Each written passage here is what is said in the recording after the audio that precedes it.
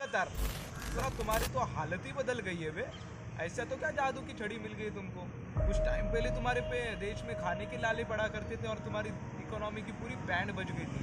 But आज तो देखो नवाब के शौक पाल रखे, वर्ल्ड कप अरेंज कर रहे हो।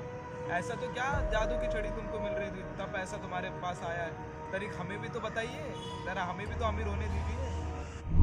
वल्लाह हबीबी, सही बात फरमाई यार आपने। हमारे पास पैसों की दरअसल बहुत कमी हुआ करती थी, हमारे पास कुछ भी पैसे नहीं थी। बट हमने तेल खोजी हमारे देश में और फिर हमको गैस मिली और उस गैस को बेच के दुनिया को हमने तरह तरह का इंफ्रास्ट्रक्चर खड़ा किया और वल्लाह हबीबी हमारे पास बहुत सारे पैसे आ गए। बट इसके पीछे बहुत बड़ी कहानी है। ये पूरी कहानी में मैं आपको डिटेल में बताता हूँ इस वीडियो में। आप सुनना चाहोगे आप? तो चलो वीडियो में आगे बढ़ते हैं।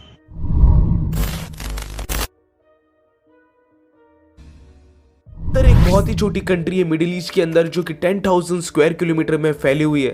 कतर कैलिफोर्निया सिटी से 40 टाइम्स छोटी है। यानी कि आप इमेजिन कर सकते हो कतर एज अ कंट्री कितनी स्मॉल है। बट कतर भले ही कितनी भी छोटी कंट्री हो, इसका इन्फ्लुएंस और इसकी अमीरी दुनिया में किसी से कम नहीं है। आज Qatar one of the richest country बन चुका है दुनिया का, जिसका जीडीपी पर कैपिटा साल का $1,30,000 से भी ज़्यादा है, जो कि अगर यूएसए से हम कंपेयर करें तो काफ़ी गुना ज़्यादा होता है। आज दुनिया भर से लोग आना चाहते हैं कतर के अंदर, बिजनेसेस करना चाहते हैं, सेटल होना चाहते हैं और जॉब्स करना चाहते हैं। तो आखिरकार आपके माइंड में भी यही क्वेश्चन आ रहा होगा कि आखिरकार कतर इतनी अमीर कंट्री कैसे बना? तो इसी सवाल का जवाब हम आपको देने वाले हैं इस वीडियो में। इस सवाल के जवाब के लिए हमें कतर के हिस्ट्री में जाना होगा। अगर आप हिस्टोरिकली कतर को देखते हो तो कतर कभी भी एक अमीर कंट्री था ही नहीं। अपोजिट इसके कतर एक ऐसा देश हुआ करता था जिसकी इकोनॉमी बहुत ही खस्ता थी, जो कि गरीबी में था और भुखमरी जैसे हालत में हुआ करता था।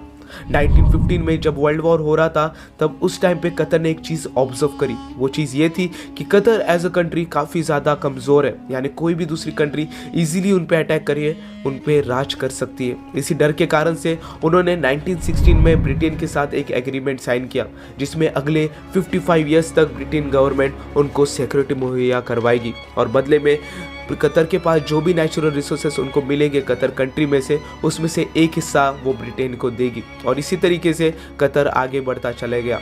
फिर 1940 में एक बहुत ही अनोखी चीज़ हुई कतर के साथ, जब उनको ऑयल रिसोर्सेस मिले उनके कंट्री के अंदर। फिर 1960 के आते आते उन्होंने दुनिया भर में इस ऑयल को सप्लाई करना शुरू कर दिया। इस चीज़ से थोड़ा बहुत इम्प्रूवमेंट हुआ कतर के इकोनॉमी में। फिर 1970 में दुनिया का एक सबसे बड़ा गैस का रिसोर्स उधर मिला कतर के अंदर। बट उस टाइम पे ये चीज़ कुछ भी काम की नहीं थी, क्योंकि उस टाइम पे टेक्नोलॉजी अवेलेबल नहीं थी जो कि नेचुरल गैस को एक्सपोर्ट कर सके दुनिया भर में। इसलिए कतर ना चाहते हुए भी बस आसपास के कंट्रीज़ को ही पाइपलाइन थ्रू गैस पहुंचा पा रहा था। फिर आता है सितंबर 3, 1971, जब कतर को फ्रीडम मिलता है ब्रिटेन गवर्नमेंट से। ब्रिटेन ने फिर कतर की बागडोर सऊदी अरब को दे दी। अब जो भी डिसीजन हो रहा था कतर के अंदर, वो कहीं ना कहीं हैवीली इन्फ्लुएंस था सऊदी अरब थ्रू, और ये चीज़ कतर को बिल्कुल भी पसंद नहीं आ रही थी। इसी चीज़ के कारण 1990 में कतर ने फ्रीडम ले लिया सऊदी अरब से और इसकी बागडोर चली गई शेख खलीफा बिन हमाद अल थानी के पास। इनके बेटे को इनके काम करने का तरीका बिल्कुल भी पसंद नहीं था। इनका बेटे का नाम था हमाद बिन खलीफा अल थानी। दरअसल इनका बेटे का मानना यह था कि खाली तेल बेच के कोई भी कंट्री या कतर अमीर नहीं बन पाएगी। इसलिए 1995 में उन्होंने अपने पिताजी से उनकी सत्ता जबरदस्ती छीन ली और पावर अपने हाथ में ले ली। तुरंत ही उन्होंने कतर के डेवलपमेंट की तरफ फोकस करना शुरू कर दिया और धीरे धीरे पॉजिटिव चेंजेस नज़र आना शुरू हो गए कंट्री के अंदर।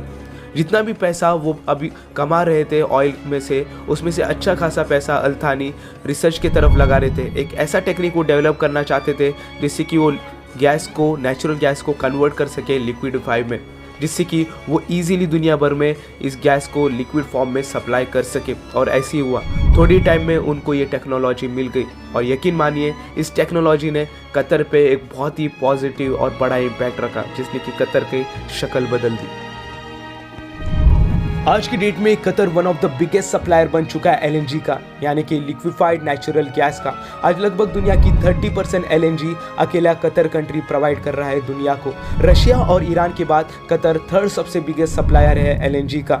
अब जितना भी पैसा गवर्नमेंट वहाँ से ऑयल और गैस में से कमा रही है वो हैवीली इन्वेस्ट कर रही है उनके रोड स्ट्रक्चर, एजुकेशन और मेडिकल सेक्टर में। इसलिए वहाँ के लोगों को इसका बहुत सारा फायदा हो रहा है, जैसे कि वहाँ के लोगों को हॉस्पिटल का खर्चा बिल्कुल भी नहीं देना पड़ता है। अब इंसान के लाइफ में मेडिकल खर्चा एक बहुत बड़ी टेंशन रहती है, इसलिए चाहे आपको वहाँ पे कितनी भी बड़ी बीमारी क्यों ना हो, वहाँ का गवर्नमेंट उसका कोई भी एक्सपेंसेस आपसे नहीं लेती है। इसके साथ साथ वहाँ पे आपसे 0% टैक्स लिया जाएगा, यानी आपको वहाँ पे कोई भी टैक्स नहीं भरना है और जितना भी आप कमाते हो पूरा की पूरी कमाई आप अपने पास रख सकते हो। इसके साथ में जो गैस यूज़ होती है किचन में वो फ्री है, इलेक्ट्रिसिटी बिल्कुल भी फ्री है, यानी कि वहाँ पे लोगों को कोई भी टेंशन नहीं है कोई भी तरह के एक्सपेंसेस का जीने के लिए।